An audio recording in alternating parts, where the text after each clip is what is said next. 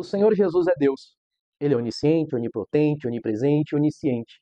Mas por amor a nós, por amor a mim, por amor a você, ele se esvaziou, abriu mão de utilizar estes atributos, abriu mão da sua glória, deixou o esplendor de sua glória para assumir um corpo de carne mortal, para poder ser tentado e não pecar, para poder sofrer na pele aquilo que nós sofremos, para poder levar sobre si todas as nossas enfermidades, nossas dores e todas as nossas iniquidades, para que por causa dele nós possamos nos aproximar do trono da graça e voltar a chamar o nosso Deus Criador de Pai. Ele nos chama para sermos filhos de Deus, porque o Filho se fez filho do homem e habitou entre nós como homem e assim nos abre a porta da salvação. Olá, meus irmãos, como vocês estão? Eu sou Osni, seja muito bem-vindo ao meu canal, um canal de estudo da Bíblia Sagrada, da Palavra de Deus, de teologia, das lições bíblicas da EBD, do currículo da CPAD, na revista dos adultos, que neste primeiro trimestre de 2025 estamos estudando o tema Em Defesa da Fé Cristã. E estamos já na lição de número 7, estamos na metade das 13 lições, com o tema As Naturezas Humana e Divina de Jesus. Nós já vimos nas lições anteriores, nós estamos numa sessão 100% cristológica. Nós estamos falando sobre Cristo. E dentro destas lições, nós já falamos sobre a sua encarnação, sobre a Trindade, sobre a sua divindade e sobre a sua igualdade ao Pai. Jesus é igual com o Pai. Ele é o Filho de Deus, como nós vimos na última lição. E nessa lição agora nós vamos falar sobre estas duas naturezas de Cristo, homem e Deus. Ele como homem é menos Deus? Ele como Deus é menos homem? Seria Jesus um super-homem ou um semideus, como o mito do Hércules, filho de Zeus, como filho de uma mulher, meio Deus, meio homem? Será que Jesus é um semideus? É sobre isso que nós vamos falar nessa lição de número 7. E nós já vamos começar adentrando no nosso texto áureo, que diz: dos quais são os pais, está falando dos judeus, dos quais são os pais e dos quais é Cristo, segundo a carne, o qual é sobre todos, Deus bendito eternamente. Amém. O apóstolo Paulo aqui está falando dos judeus, da antiga aliança. E dos judeus, ele está falando dessa bênção que foi concedida aos judeus, que é a bênção de ser descendente de Abraão, descendente dos pais, os que receberam a lei, os que receberam os mandamentos de Deus, dos quais são os pais e dos quais é Cristo, porque Cristo é judeu. Jesus nasceu da descendência de Abraão, da descendência de Davi, e como descendente de Davi, ele é rei dos judeus, ele é o rei de Israel. Ele é, mas além dele ser filho de Abraão, filho de Davi, ele é Deus sobre todos. Ele está acima porque ele é Deus sobre todos e é por isso que ele é bendito eternamente. Amém. Isso está em Romanos capítulo 9, versículo de número 5. A verdade prática diz que Jesus é o eterno e verdadeiro Deus e ao mesmo tempo o verdadeiro homem. Perceba que a nossa verdade prática, ela diz que ele é eterno e verdadeiro Deus e verdadeiro homem. Ele não é eterno homem, porque ele é eterno Deus e não eterno homem. Mas como assim? Por que ele é eterno Deus e não eterno homem? Porque Deus é eterno, não tem começo, não tem fim. Mas como homem ele teve um começo, porque ele nasceu. Ele nasceu como homem, por isso ele não é um homem eterno. Amém? Até aqui tudo bem? E isso até pode ser associado à profecia de Isaías. Um menino nos nasceu, homem, e um filho se nos deu. O filho foi dado. O filho já era antes de nascer. Fala da preexistência do filho, da preexistência de Cristo. O filho foi dado. João 3,16 diz: porque Deus amou o mundo de tal maneira que deu o seu filho. O filho foi dado. Um menino nos nasceu. Nasceu o homem e um filho se nos deu. O filho foi dado. Fala dessas duas naturezas de Cristo. Ele é eterno e verdadeiro Deus e, ao mesmo tempo, verdadeiro homem. Vamos para a introdução, o tema da natureza humana e divina de Jesus. Essa união, e eu preciso aqui enfatizar, porque o pastor Ezequiel Soares, no livro de apoio, ele começa dizendo: nada mudou com a encarnação. E ao falar que nada mudou com a encarnação, ele está deixando bem claro, Jesus não deixou de ser Deus quando ele encarnou. Ele continuou sendo Deus. Ele continuou com os mesmos atributos divinos, os mesmos atributos naturais de Deus. Jesus não mudou. Ele é Deus, ele é imutável. Ele não mudou. Ele é o mesmo ontem, hoje e eternamente. Ele não mudou quando ele se encarnou. Mas como é que funcionou isso? Ao se tornar homem, será que ele aqui na terra agiu como Deus? Ou será que ele agiu só como homem? Será que ele lembrava que ele era Deus?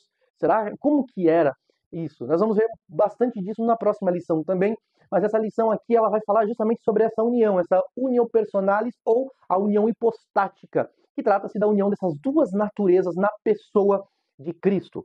O tema da natureza humana e divina de Jesus Cristo é muito claro para nós.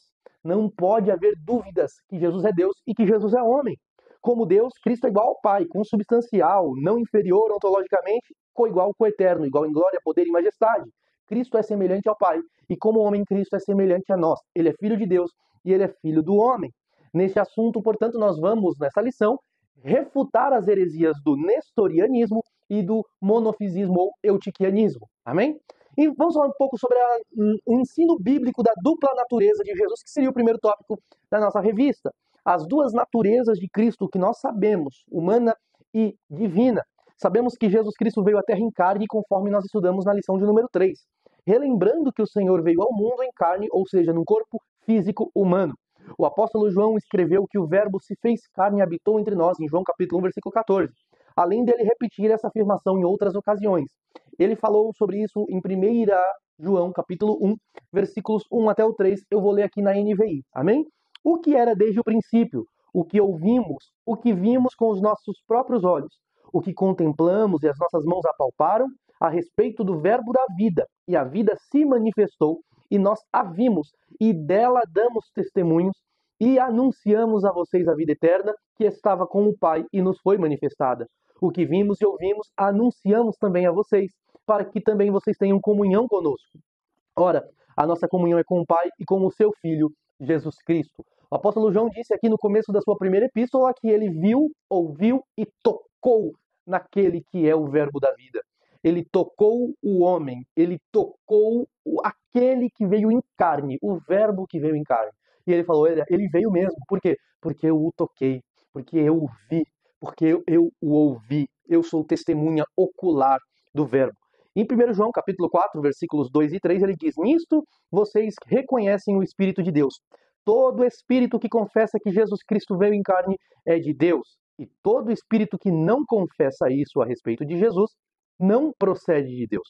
Pelo contrário, este é o espírito do anticristo, a respeito do qual vocês ouviram dizer que viria e que agora já está no mundo. O apóstolo João está aqui ordenando à igreja que tome cuidado com o espírito do anticristo, que nega a divindade e a humanidade do Verbo. Jesus veio, Deus veio em forma humana. E quem nega isso é o espírito do anticristo. É o espírito do anticristo que já opera nos filhos da desobediência. E a encarnação de Cristo não afetou em nada a sua deidade. Nós vimos que Jesus Cristo é Deus, mas ao se fazer homem, ele não deixa de ser Deus. E pensa comigo aqui, gente. Se Jesus tivesse deixado de ser Deus quando ele se tornou homem, ele nunca foi Deus. Por quê? Porque Deus é imutável. A imutabilidade de Deus é um dos seus atributos. E se Deus é imutável e Jesus deixou de ser Deus, logo Jesus não é Deus. Por quê? Porque se mudou, não é Deus.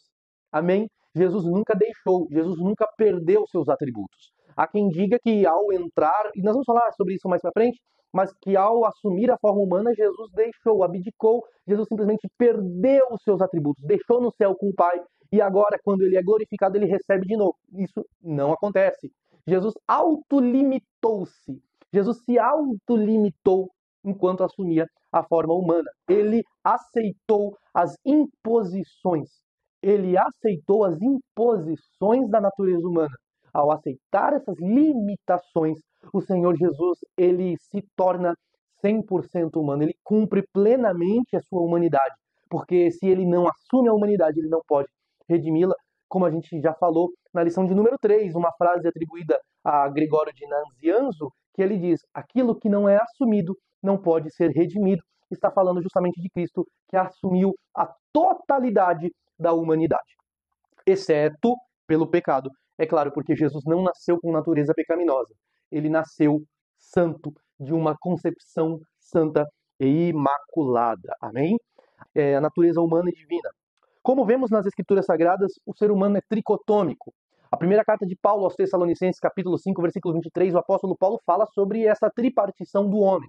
E todo o vosso espírito e alma e corpo sejam plenamente conservados irrepreensíveis para a vinda do nosso Senhor Jesus Cristo. Ele fala do espírito, da alma e do corpo. Ele fala dessas três partes. E aqui eu preciso entrar num ponto, porque tem gente que fala que essa é a trindade do homem. Não é a trindade do homem. Essa é a tricotomia humana. Há uma diferença. Trindade sugere triunidade, são três unidades, são três pessoas. Mas em relação ao homem, são três partes. A palavra é tricotomia, que vem de duas palavras gregas, tá? A primeira palavra grega é tri, que é três, e a segunda é tomia, que é corte, seção, capítulo de livro, exatamente essa é a expressão, capítulo de livro, parte, três partes, três seções, três compartimentos. O ser humano ele é compartimentado em três compartimentos, ele é compartimentado em três, corpo, alma, espírito, ou espírito, alma e corpo, como a gente vê em 1 Tessalonicenses 5:23. Jesus Cristo, quando assume a forma humana, ele assume o espírito, a alma e o corpo humano. Jesus tinha um espírito, Jesus assumiu um espírito, Jesus assumiu uma alma e Jesus assumiu um corpo. Ele assumiu a tripartição humana. E isso nós vamos perceber claramente, por exemplo, no Evangelho de Lucas, capítulo 23, versículo 46. Jesus está crucificado. Jesus já gritou, está consumado, tetelestai. E depois ele olha para o Pai e diz, Pai, nas tuas mãos eu entrego o meu Espírito. Ele não está falando do Espírito Santo, ele está falando do Espírito humano. É o Espírito humano. O Espírito humano que é o ponto de encontro entre Deus e o homem. É o centro. A Bíblia diz que o Espírito do homem é a lâmpada do Senhor. É como o Senhor se comunica com o homem. É pelo Espírito. E Jesus entrega o seu Espírito humano quando ele morre naquela cruz. Segundo, Jesus sentiu na sua alma o peso e a profundidade das emoções humanas. Lembrando que espírito no grego é pneuma e alma é psique, o psique. A psique, da onde surge a palavra psicologia, trata-se das emoções, da razão, fala de onde Jesus sentiu na sua alma o peso e a profundidade das emoções humanas, como está escrito em Mateus capítulo 26, versículo 38. A minha alma está profundamente triste ou angustiada até a morte. E terceiro, Jesus tinha um corpo físico. Jesus tinha um corpo que foi ferido naquela cruz, e mesmo quando ele morreu, o seu corpo ficou naquela cruz, né? Seu espírito foi ao Pai, Jesus entregou seu espírito ao Pai, a sua alma e seu espírito saíram de dentro do corpo, que é a morte, e o seu corpo foi sepultado. E nós vemos a palavra grega que é soma. Nós vemos José de Arimateia em Marcos capítulo 15, versículo 43, ilustre membro do Sinédrio, que esperava o reino de Deus. Ele foi até Pilatos ousadamente e pediu o corpo de Jesus. Está falando do corpo físico, o corpo humano de Jesus. Portanto, Jesus assumiu os três compartimentos humanos, as três repartições humanas. Jesus assumiu corpo, alma e espírito. E só isso aqui já exclui, por exemplo, a heresia do apolinarismo, que alega que Jesus tinha um corpo, Jesus tinha um espírito humano, mas a alma era o Logos. Então a alma, a consciência, a inteligência, as emoções humanas, Jesus não tinha, mas era o Logos, era o verbo, era a razão que estava ali. O Logos estava ali no lugar da alma. E por conta disso, Jesus não assumiu completamente essa humanidade, porque ele não tinha uma alma humana, ele tinha a alma de Deus. A alma era a alma de Deus, que era o Logos. Essa heresia apolinarista foi refutada por Gregório de Nazianzo, foi quando ele disse aquela frase que eu acabei de citar para vocês. Aquilo que não é assumido totalmente não pode ser redimido. E Jesus, sendo completamente homem, assumiu a humanidade por completo para ser o redentor de toda a humanidade. Mas por que ele precisou ser igual aos homens? Por quê? E eu acho essa resposta muito clara na carta aos Hebreus, no capítulo 2, versículos 16 até o 18. Pois ele, Cristo, evidentemente não socorre anjos, mas socorre a descendência de Abraão. Por isso mesmo era necessário que em todas as coisas ele se tornasse semelhante aos irmãos, para ser misericordioso e fiel sumo sacerdote nas coisas referentes a Deus e para fazer propiciação pelos pecados do povo. Pois naquilo que ele mesmo sofreu quando tentado, é poderoso para socorrer os que são tentados. Jesus Cristo foi tentado. Em outra passagem, no capítulo 4, versículo 15, o escritor aos Hebreus diz que em tudo ele foi tentado, mas sem pecado. E como ele não pecou, ele é poderoso para nos fornecer graça, para nos dar o escape, para nós não cairmos em tentação. Ele nos guarda porque ele se compadece. Portanto, nós falamos que Jesus aqui assumiu a totalidade, corpo, alma e espírito do ser humano, e ao assumir a humanidade ele se torna capaz, ele se torna o único suficiente para redentor. Ele precisa, portanto, assumir essa condição humana sem perder a sua divindade. E o nome desta união, a união dessas duas naturezas, humanidade e divindade, na teologia e nas declarações e nas confissões, é a união hipostática, ou isso, hipostática, que vem de hipóstase no grego, ou unio personalis, que é a união das substâncias na pessoa, a união na pessoa de Cristo. O verbo se fez carne, isso nós vemos em João capítulo 1, versículo 14, e a expressão aqui é o verbo se fez carne e habitou entre nós. A palavra grega para habitar é skeno, que significa tabernacular, montou um tabernáculo. O verbo se fez carne, ele tabernaculou entre nós, e vimos a sua glória como a glória do unigênito do Pai. A palavra skeno aqui é a mesma usada na Septuaginta para traduzir o tabernáculo de Êxodo. E logo, como nós vemos em Êxodo capítulo 40, lá para o versículo 36, a Bíblia diz que quando Moisés monta o tabernáculo, a glória de Deus se manifesta naquele lugar. Da mesma forma, quando Jesus, que é superior a Moisés, ele tabernaculou para habitar entre nós, a glória de Deus se manifestou, e ele manifesta a glória do unigênito, do Pai, cheio de graça e de verdade. Trata-se do elo divino humano, como nós vemos em Romanos capítulo 1, que é também texto da nossa leitura bíblica em classe, versículos 1 até o 4, Paulo fala: Paulo, servo de Jesus Cristo, chamado para apóstolo, separado para o evangelho de Deus, o qual antes havia prometido aos seus profetas nas Santas Escrituras, acerca de seu filho que nasceu da descendência de Davi, segundo a carne. Jesus nasceu da descendência de Davi, segundo a carne, declarado Filho de Deus em poder, segundo o Espírito de santificação, pela ressurreição dos mortos, Jesus Cristo, nosso Senhor. Como homem, Jesus nasceu da linhagem de Davi, da descendência de Abraão. E como filho de Davi, ele é o rei prometido. Nós vemos isso na genealogia de Cristo em Mateus, capítulo 1, e em Lucas, capítulo 3. Além disso, além de filho de Davi, ele é filho de Deus, a forma de Deus que assumiu a sua glória divina. Jesus era judeu e ao mesmo tempo Deus. Eu já falei sobre isso. Ele também tem a forma subsistente de Deus. Quando falamos da forma subsistente de Deus, lembro do que Paulo escreve aos Filipenses, capítulo 2, versículos 5 e diante, que é um cântico de louvor a Deus, e ele fala: de sorte que haja em vós o mesmo sentimento que houve também em Cristo Jesus, que sendo em forma de Deus, não teve por usurpação ser igual a Deus. Você conhece, aniquilou-se a si mesmo, tomando a forma de servo, fazendo-se semelhante aos homens, e achado na forma humana, humilhou-se a si mesmo, sendo obediente até a morte e morte de cruz, pelo que também Deus o Pai o exaltou soberanamente e lhe deu um nome sobre todo nome, para que ao nome de Jesus se dobre todo o joelho dos que estão no céu, na terra e debaixo da terra, e toda língua confesse que Jesus Cristo é o Senhor, para a glória de Deus Pai. Eu gosto muito dessa expressão aqui, sendo em forma de Deus. Aqui, eu vou ler aqui na NVI. Tenham entre vocês o mesmo modo de pensar de Cristo Jesus, que mesmo existindo na forma de Deus.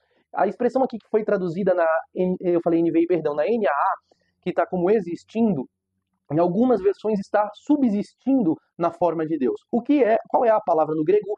Forma é morfê, e a expressão aqui é hiparhon, ou huparhon. A expressão aqui vem de duas palavras no grego, que seria o hup, ou hip, né? E a palavra arhon.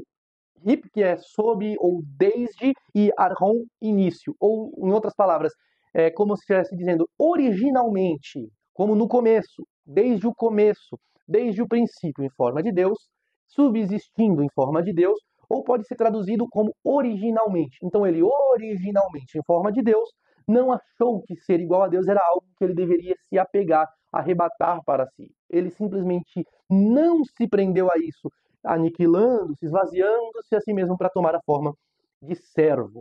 Segundo tópico, as heresias contra o ensino bíblico da dupla natureza de Jesus. A primeira heresia aqui é o nestorianismo, que o pastor Ezequias e outros pastores que estão falando na internet, eu não pretendo falar exatamente o que eles falam em relação a Nestório, mas há a possibilidade de Nestório não ter sido herege, ter sido mal compreendido no que ele falou, até porque ele combatia uma teoria, ele combatia a expressão Theotokos, que é mãe de Deus. Ele não concordava com essa afirmação de que Maria é a mãe de Deus. Obviamente, porque Deus não tem mãe. Deus não tem mãe. Deus não nasce. Quem nasceu foi o homem Jesus. E Maria é a mãe do homem, a mãe do ser humano. Entendeu? Maria é a mãe do homem Jesus. E como mãe desse homem, ela não é mãe de Deus. Portanto, o Nestório tinha essa dificuldade, falou, não, ela pode ser Christotokos, mãe de Cristo, do homem, e não de Deus. Mas porque ele separava, e aí está a heresia. Ela não é mãe de Deus, por quê? Porque ela é mãe do homem. Porque eu separo, o homem é um e Deus é o outro. Mas para ele eram duas pessoas. Eram duas pessoas. Era como se fosse uma diunidade.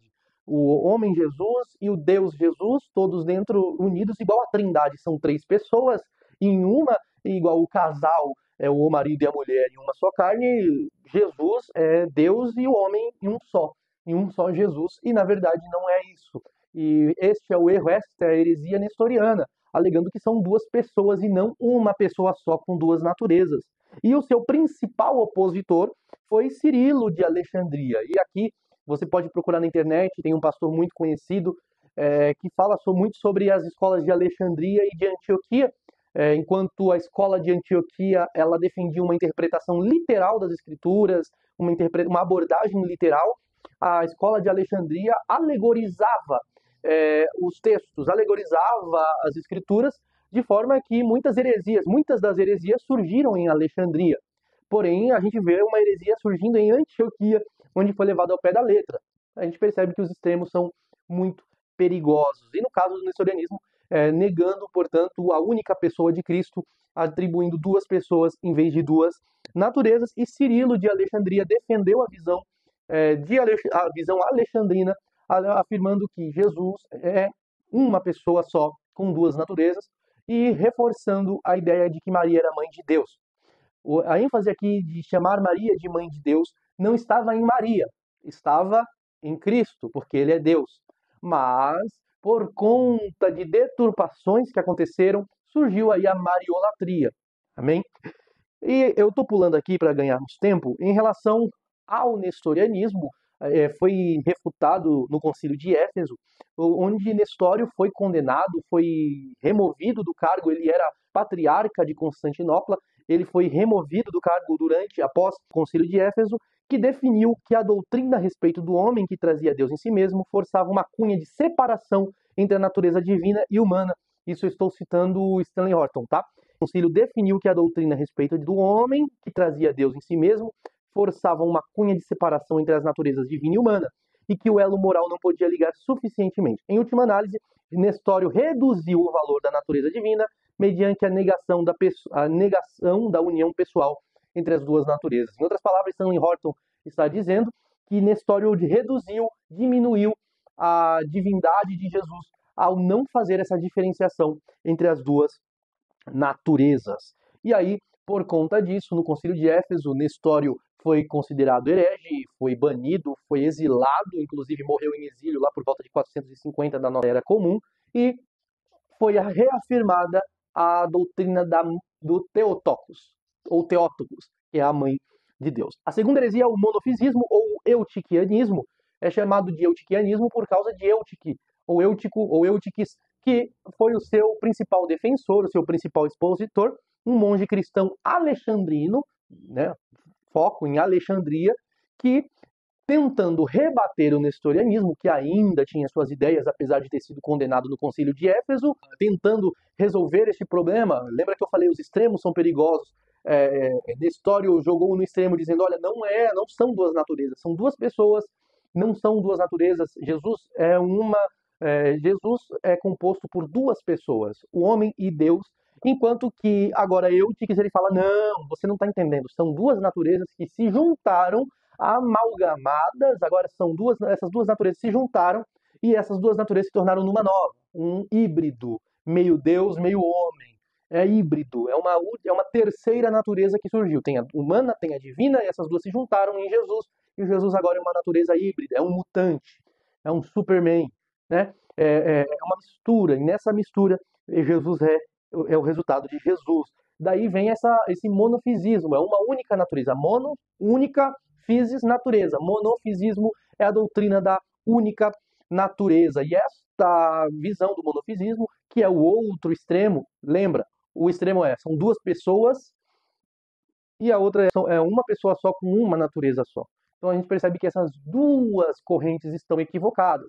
Essas duas visões são heréticas. E no Concílio de Calcedônia, eu estou pulando aqui, para não entrar em detalhes históricos, mas no Concílio de Calcedônia, realizado em 451, foi, foi colocada a última pá de cal sobre esta doutrina, essas duas doutrinas nestorianas e monofisistas, onde foi declarado que Jesus Cristo, ele é uma pessoa com duas naturezas. Eu vou ler aqui um trecho da Confissão Calcedônia, o resultado deste concílio, o credo calcedônio, como é que ele conclui. Eu vou ler aqui. Portanto, fiéis aos santos pais, todos nós unânimes ensinamos que se deve confessar um único e mesmo Filho, nosso Senhor Jesus Cristo, perfeito quanto à divindade e perfeito também quanto à humanidade, verdadeiramente Deus e verdadeiramente homem, constando de alma racional e de corpo. Lembra que eu falei que Apolinário dizia que Jesus não tinha uma alma racional, ele tinha a alma logos, a alma de Deus, ele não tinha alma racional humana, e aqui o credo calcedônio, ou a confissão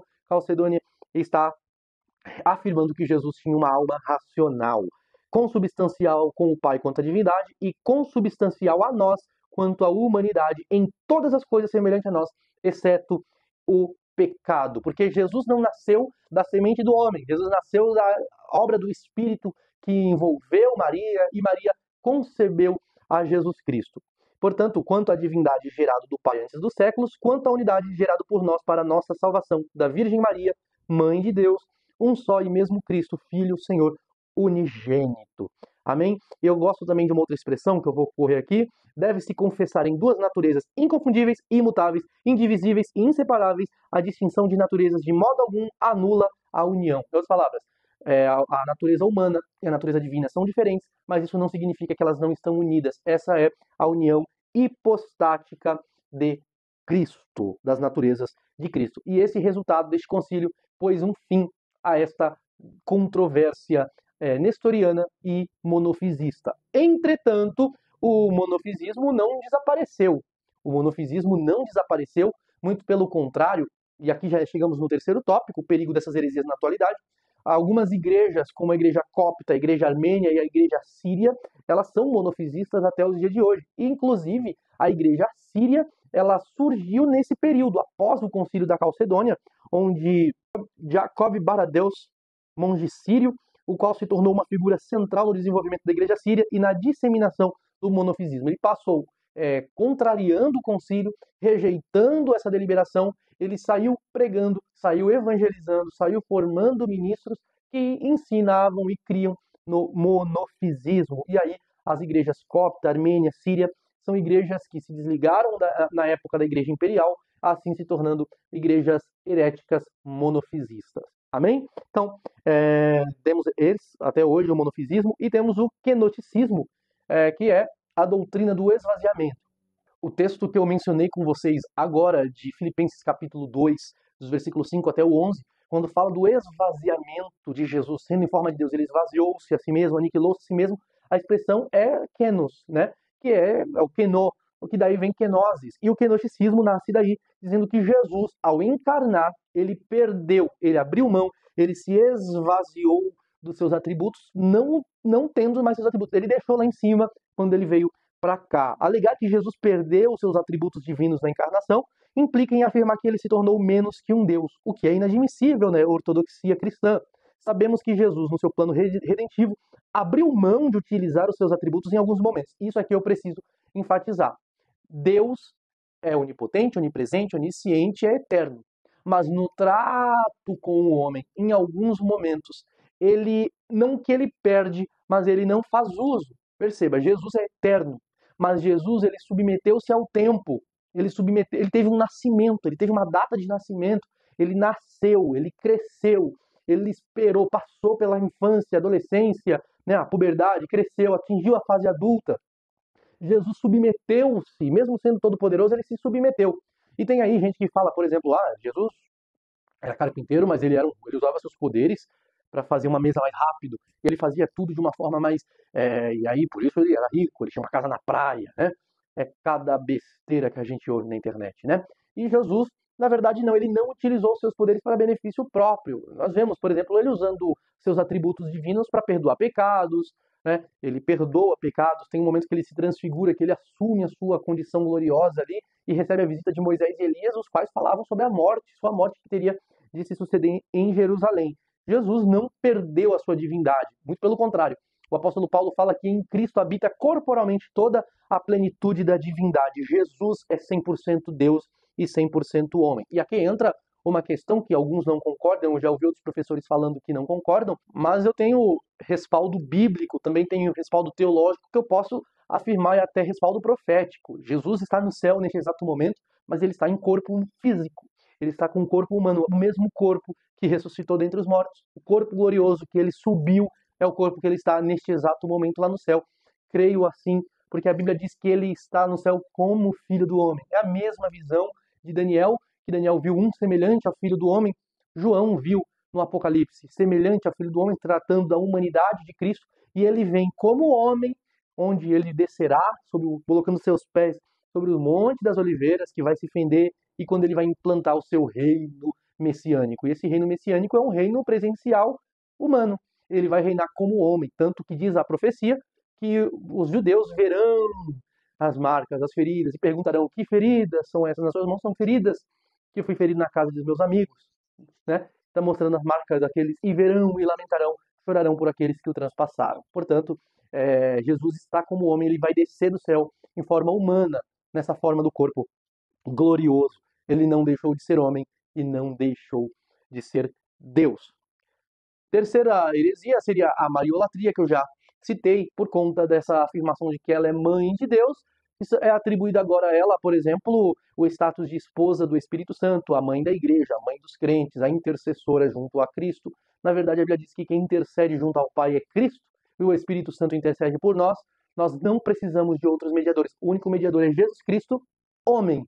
E aí a gente percebe que ele é Deus e homem, como homem ele é, como Deus homem, ele é o mediador dessa nova aliança. O concílio, portanto, concluindo aqui, o concílio de Calcedônia reafirma os dois concílios anteriores, de Nicéia e Constantinopla, sistematizando a cristologia ortodoxa. A melhor maneira de se defender dessas heresias é conhecer e se firmar naquilo que é basilar na nossa fé. Conhecendo a verdade, somos libertos e assim estaremos munidos e armados para não cair nas armadilhas dessas heresias de perdição. Nós não podemos reduzir Cristo, nós não podemos reduzir a divindade do Senhor Jesus, porque ele é Deus e ele é homem, e nessa natureza, e nessas duas naturezas, ele é poderoso e ele é capaz e ele é suficiente para ser o nosso Salvador. Deus te abençoe em nome de Jesus.